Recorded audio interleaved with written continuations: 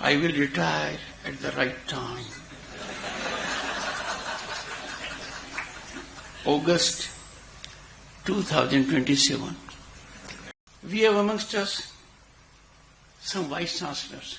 I shared the tag vice with them. I don't want to forget them. We must form a union to get a substitute name. Sri Sarbanand Sonowal ji lacks one thing terribly. He doesn't know how to court enemies because he has none. And ladies and gentlemen, my docket is full of them. I need guidance from others faculty that can help me tide over this very daunting, menacing problem. I can only assure you my fullest commitment to be a good student. Professor Shanti Shri Dhuli Pudi Pandit ji, Vice Chancellor JNU, Professor M.S. Chetra, Director ICSA, Akhil Bharatiya टोली सदस्य प्रार्थना प्रवाह, माननीय Nand Kumar ji, please you may retire. I will retire at the right time. August 2027. Subject to divine intervention. माननीय Nand Kumar ji, we have Padam Shri Dr. M.D. Srinivas, a person who has focused on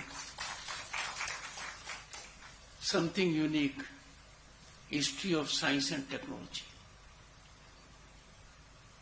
We have amongst us some vice chancellors. I shared the tag vice with them. I don't want to forget them. We must form a union to get a substitute name. Because unlike me, most do not suffer vices. But trust me, my vices have nothing to do with my marriage or my profession. So Vice Chancellor Nirja Gupta ji, Professor Yugani Goyal ji, then we have amongst us Professor Ram Subramaniam ji, IIT Bombay. And of course Manoj Shinde ji, Patron ICSA. आज बहुत शुभ दिन है, दो कारण से। आज का आयोजन गुरु पूर्णिमा पर है। सभी को हार्दिक शुभकामनाएं। It is a facet of Indian knowledge system. मैं सभी मेरे गुरुजनों को प्रणाम करता हूं। मेरे माता पिता, मेरे दादा दादी, मेरे नाना नानी, मेरे गुरुजन समक्ष थे, सभी को प्रणाम। We have in the audience people who qualify to the status of Gurujan. My respectful reverence to all of you. Friends, it is a delight to inaugurate first annual academic conference on Indian knowledge system. It has not come a day too soon. My warmest compliments to the JNU and ICSA for pioneering this initiative, much needed initiative and contemporaneously highly relevant. At the heart of this conference lies a profound truth, undiluted, unqualified. India is not just a political construct. It is much beyond. It wasn't formed in the mid-20th century. It's a civilizational continent, a flowing river of consciousness, inquiry, and learning that has endured, as was reflected by Sri Sonowalji, across millennia. I have a small caveat.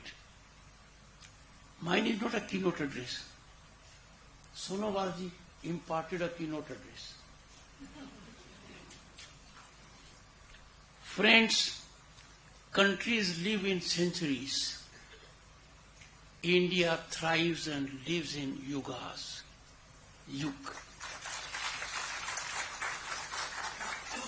Bharat breathes through recitation of Vedas and Upanishads.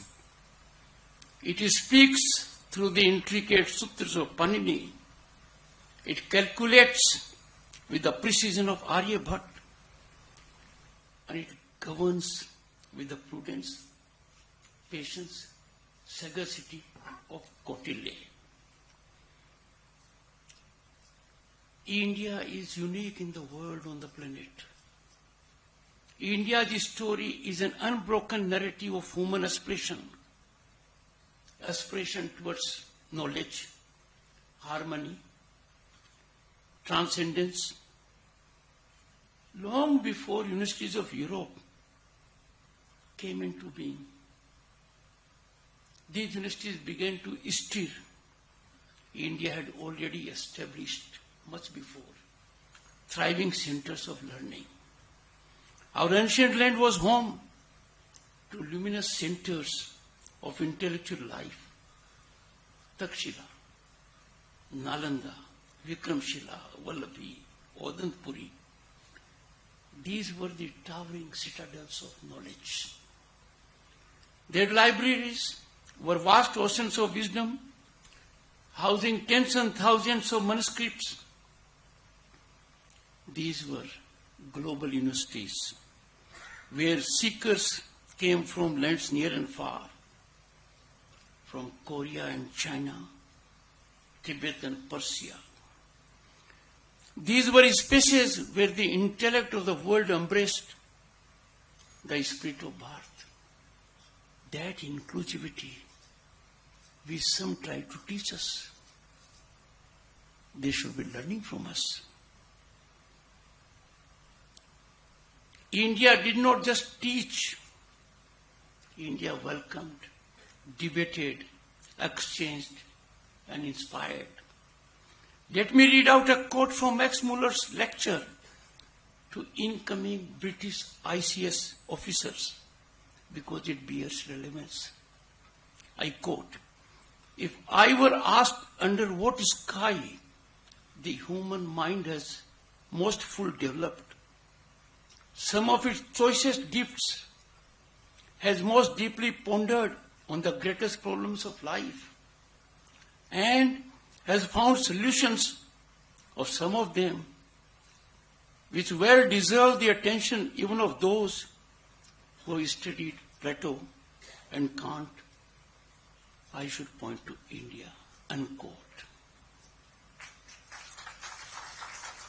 Friends, it was nothing but articulation of eternal truth.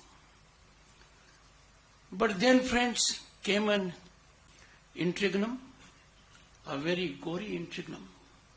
Barbarism prevailed over civilization. An unlettered Turco-Afghan military general, Bakhtiar Khalji, ravaged the centers of learning and repositories of learning, wiping off a store of knowledge that was accumulated over centuries painstakingly. Islamic invasion of India caused the first interlude in the glorious journey of Bharatiya Vidya Parampara. Instead of embrace and assimilation, there was contempt and destruction. The British colonization brought forth the second interlude, when Indian knowledge system was stunted, stymied, and subverted. Centers of learning changed their motives. the compass was moderated. The North Star was changed. From bearing sages and savants, it started producing clerks and yeomen. The needs of the East India Company to have brown babus replaced the need of the nation to have thinkers. Our glorious, inalienable facet over millennia. We stopped thinking, contemplating, writing, and philosophizing. We started cramming, regurgitating, solving. Grades unfortunately replaced critical thinking. The great Bharatiya Vidya Parampara and its allied institutions were systematically drained, destructed, and decimated. Resultantly, we became consumers of a knowledge system whose authors neither belonged to Bharat nor understood its spirit, nor at their heart was our concern. A new layer of civilizational narrative seeped in colonial prejudices, and this was imposed upon us recklessly, ruthlessly, and unfortunately it permeated. Their purpose was not discovery, it was domination. Their scholarship was not born of reverence, but of condescension. Through their distorted lens, India's profound philosophies were reduced to superstition. What a travesty! What unbearable pain! Western constructs were paraded as universal truths. To put it more bluntly, untruth was camouflaged as truth. While indigenous insights were dismissed as relics of primitive past, this was not an error of interpretation. It was an architecture of erasure, destruction, decimation. And what is more tragic, this selective remembrance continued even after independence. What should have been our fundamental priority was not even on the radar. How can you be not cognizant of your core values? Instead of healing, we inherited the very vices we fought to overthrow. We adopted their practices. Marxist perversion replaced colonial distortion. And friends, even today, the shadows of those colonial misreadings continue to shape textbooks, curricula, and minds. They continue to demand respect. There are narratives in their favor. A matter of deep reflection and of worrisome concern. But friends, today's gathering is far more than sentimental gaze backward or a nostalgic remembrance of our golden age. It is game-changing. The step taken here during 3 days will go a long way. This conference, I believe strongly, stands as a serious academic endeavor to correct a historical wrong, aberrations that are painful for us, aberrations that urge us to question, investigate, critique, and rediscover. Now is the time to cast off the chains of borrowed narratives, inherited distortions. It is time to reclaim our intellectual sovereignty. This will be done, friends, through hard and patient scholarship. We would require an army of translators, researchers, PhDs, postdoctors, professors, analysts, linguists, modelers, and the like.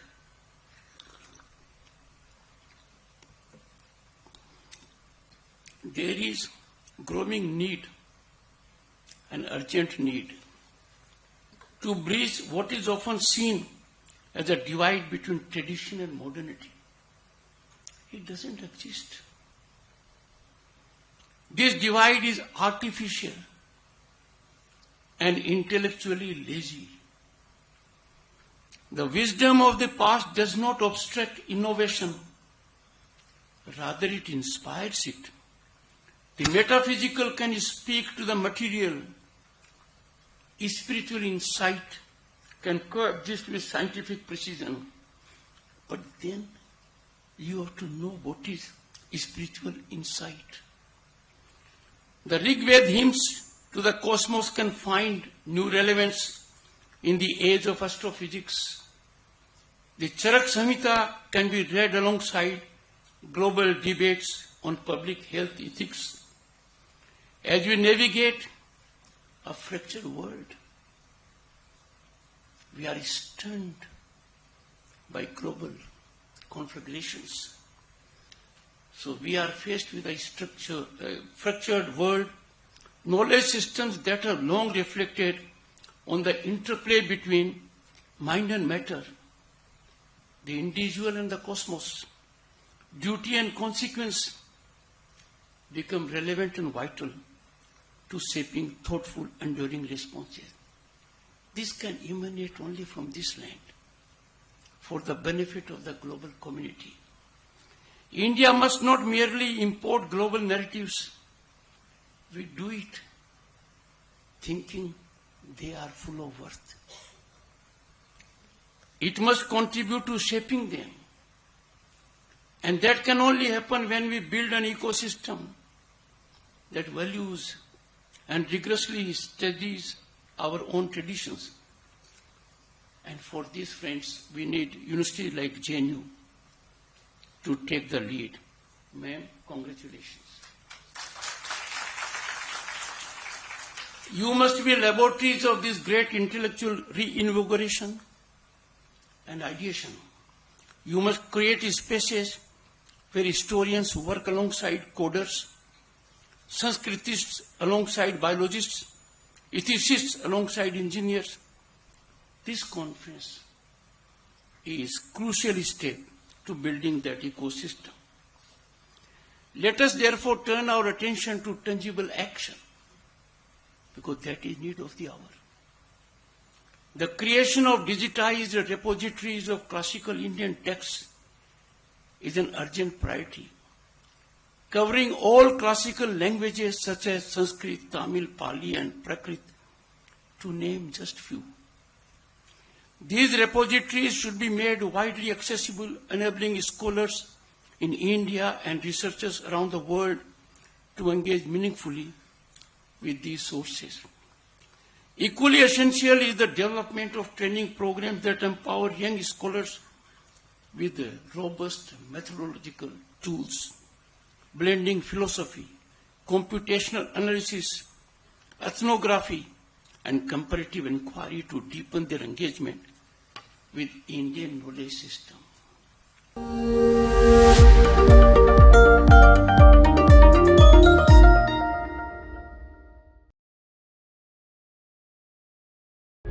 प्रभातखबर.com, विश्वास वही, रफ्तार नहीं।